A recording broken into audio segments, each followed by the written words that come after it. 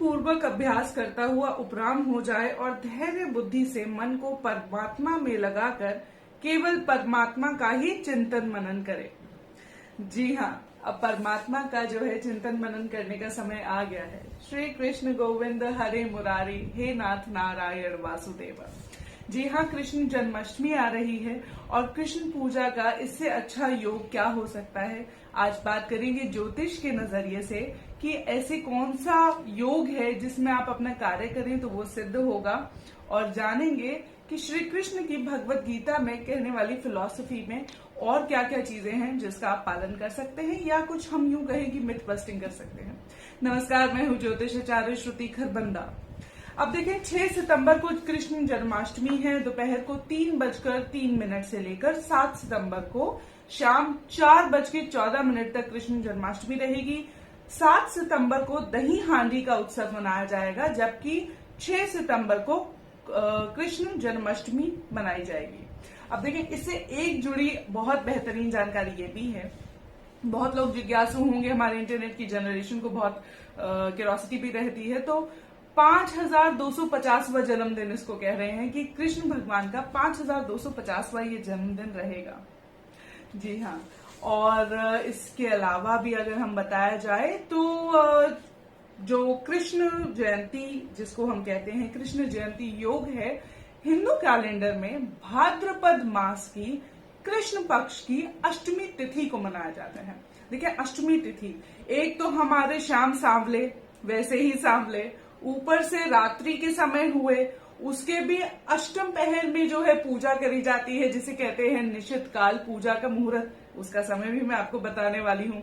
अष्टमी तिथि है, पक्ष भी कृष्ण है, यानी कि जब चंद्रमा है वो धीमे धीमे अमावस्या की ओर बढ़ता हुआ है, क्योंकि अभी तो पूर्णिमा निकली है। और ये भाद्रपद मास है, यानी कि सूर्य जब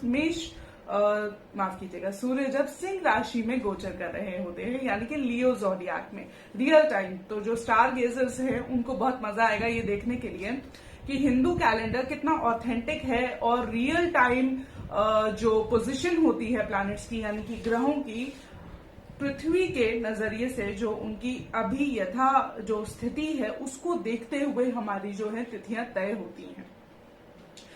अब इसमें ये एक इतना अच्छा योग बनाता है, लेकिन योग जानने से पहले जो है मैं आपको ये भी बता दूं कि भगवत गीता के बारे में। देखिए, भगवत गीता एक ना ही सिर्फ एक पूजनीय ग्रंथ है, लेकिन ये एक ऐसी किताब है जो मुझे लगता है कि आज की तारीख में हर युवा को, हर इंसान जो पढ़ लिख सकता है उसको ये किताब जरूर पढ़नी चाहिए, क्योंकि जिंदगी में ना आपको बैलेंस रहने की बहुत सारी टिप्स इसमें मिल जाती हैं। और जब मैं इसके इंडेक्स की बात करती हूँ तो देखिए, ईश्वर की कृपा देखिए कि कितना सरल है उसे पाना, जिसको हमने कितना कठिन और कितना जटिल बना दिया है। ईश्वर को आप ज्ञान विज्ञान योग से पा सकते हैं, आप उनको सांख्य योग से पा सकते हैं, कर्म योग से पा सकते हैं, कर्म संन्यास योग से भी पा सकते हैं, आत्म संयम योग, ज्ञान कर्म संन्यास योग, न जाने कितने योग हैं। हर विधि, जिस विधि पूजा जाए ईश्वर को, उस विधि वो आपको मिल जाते हैं। लेकिन सबसे जो गीता की खूबसूरत बात है वो ये है कि ये आपको बताती है स्थित प्रज्ञ रहना, यानी कि चित्त को स्थिर रखना। हर स्थिति में आप जो है समबुद्धि बन के अपने सारे काम करें। अब कृष्ण जन्माष्टमी की जो रात है 11:57 से लेके 12:42, जो कि 7 सितंबर रात को लग जाएगा, वो निश्चित काल पूजा का समय है। आप रात के इस पहर जो है प्रभु श्री कृष्ण की पूजा अर्चना कर सकते हैं, और जो बाल गोपाल है उसको अपने घर पे प्राण प्रतिष्ठा करके उनको आप जल अभिषेक उनका करिए, उनको तिलक लगाइए, दीप जलाइए। और इस दिन तो आप जानते हैं कि चूंकि कृष्ण की पूजा होती है, बाल कृष्ण की पूजा होती है, तो डांस भी होता है, पूजा भी होती है, संगीत का कार्यक्रम होता है, भजन गाए जाते हैं, जो भी आपकी पारंपरिक मिठाई होती है उसका सेवन किया जाता है, और प्रसाद रूप में ईश्वर को भोग लगाने के बाद उसको बांटा भी जाता है। और योगियों के लिए तो कहते हैं ना, जैसे आम लोगों के लिए ये पूजा का समय है, योगियों के लिए तो ये फुल टाइम सेलिब्रेशन है। क्यों? क्योंकि व्रत रख सकते हैं। आत्म संयम योग की जब हम बात करते हैं तो कर्म संन्यास योग की बात करते हैं, कर्म योग की बात करते हैं, तो वो कैसे पूर्ण हो सकता है बिना खुद को संबुद्धि किए और इंद्रियों को नियंत्रण में किए, यानी कि विल पावर स्ट्रॉन्ग किए बिना। तो व्रत रखना इस दिन जो है बहुत अति उत्तम माना जाता है। आप व्रत जरूर रखें, यथाशक्ति रखें, सुबह रखें, रात रखें, रात्रि का जागरण इस दिन किया जाता है, इस रात को इस पर्व पर रात्रि का जागरण किया जाता है। देखिए, आपको विल पावर स्ट्रॉन्ग करनी होती है। जब आपकी विल पावर स्ट्रॉन्ग होती है, यानी कि आप अपने इंद्रियों के विरुद्ध जाकर कोई काम करते हैं, शरीर की नेचुरल कॉल होती है ना, भूख लगना, सोना, लेकिन अगर हम उसी को पूरी करते करते अपना जीवन जो है व्यतीत करने लगे, तो फिर तो धीरे धीरे आप आसक्ति की ओर बढ़ते जाते हैं और कुकर्मों में जिसे कहें लिप्त होने लगते हैं। तो बात ये आती है कि इच्छाओं को थोड़ा सा काबू में रखता है ना इंसान, तो संतुलित रहता है।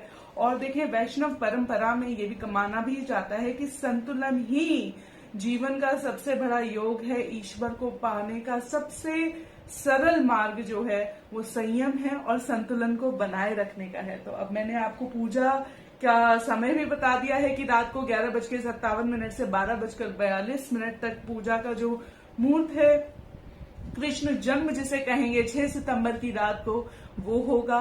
आप पूजा करिए, अर्चना करिए, कृष्ण को जिस विधि आप चाहें उस विधि उनकी जो है उनसे प्रार्थना करिए, पूजा करिएगा। उसके अलावा देखिए, ज्योतिष के नजरिए से भी ना इस साल जो है वैसे तो हमेशा ही ऐसा होता है, चंद्रमा रोहिणी नक्षत्र में होते हैं, लेकिन इस बार जो ग्रहों का संयोग बना है वो ऐसा माने कि केंद्र में ही गुरु है, केंद्र में ही शुक्र है काल पुरुष की कुंडली में, और यह सबसे अच्छा योग है। सारी रात सर्वार्थ सिद्धि योग भी रहेगा। तो कोई भी चीज जिस पे आप ध्यान देना चाहते थे, मेडिटेशन करना चाहते थे, उसको लेकर अगर आप मेडिटेट करेंगे या प्लानिंग करेंगे तो यह सबसे अच्छा समय रहेगा।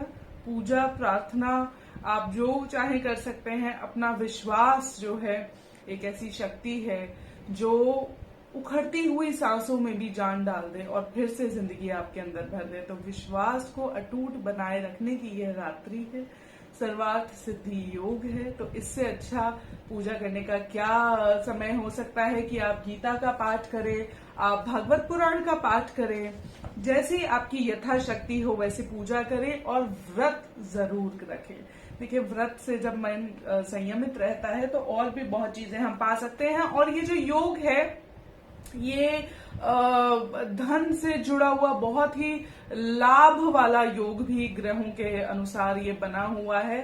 तो आपकी कोई भी इच्छा थी वो ईश्वर से प्रार्थना करने से हो सकता है वो पूरी हो जाए, लेकिन आपको आसक्ति नहीं रखनी है, कर्म पूरा करना है और कर्म करते जाइए।